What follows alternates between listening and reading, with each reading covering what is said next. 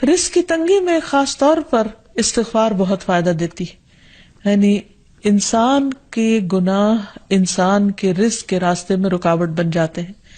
اور آخر میں یہ بات یاد رہے کہ انسان کے رزق میں اکثر اس کے اپنے گناہ رکاوٹ بن جاتے ہیں. اس لیے جب انسان ان گناہوں سے توبہ کرتا ہے، استغفار کرتا ہے، تو اللہ تعالیٰ رزق کے دروازے کھول دیتے ہیں، جیسے اللہ تعالیٰ کا وعدہ ہے. قرآن مجید میں آتا ہے، نوح علیہ السلام نے اپنی قوم سے کہا کہ اپنے رب سے معافی مانگ لو، بلا شبہ وہ بڑا معاف کرنے والا ہے.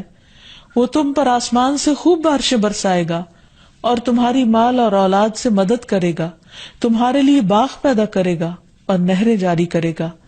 تو اس سے یہ پتہ چلتا ہے کہ دنیا میں جتنی بھی راحتیں اور رزق کی قسمیں ہیں، ان سب کی کنجی استغفار ہے.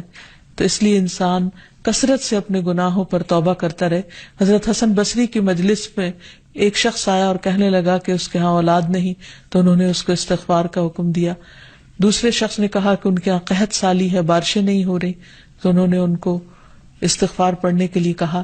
تیسرا شخص آیا اور کہنے لگا کہ اس کے رزق میں مشکل ہے، تو انہوں نے اس کو بھی یہی نسخہ بتایا.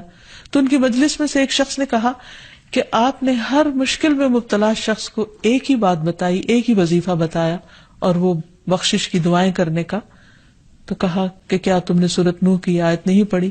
حقیقت یہ کہ اللہ کا کلام سچا ہے اور ہمیں اس پر ایمان لا کر پورے یقین کے ساتھ، وثوق کے ساتھ دعا مانگنی چاہیے کہ ہم انشاءاللہ استغفار کریں گے تو آسمان سے اور زمین سے رزق اگلنے لگے گا، ابلنے لگے گا. اللہ تعالی ہمیں اپنی رحمتوں سے نوازے.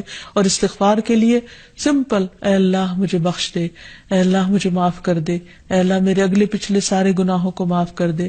اللہم اغفر لی، استغفر اللہ ربی من کل ذنب واتوب الیہ. اور سچے دل سے انسان توبہ کرتا رہے تو اللہ تعالیٰ کو مہربان پائے گا. وآخر دعوانا ان الحمد للہ رب العالمین.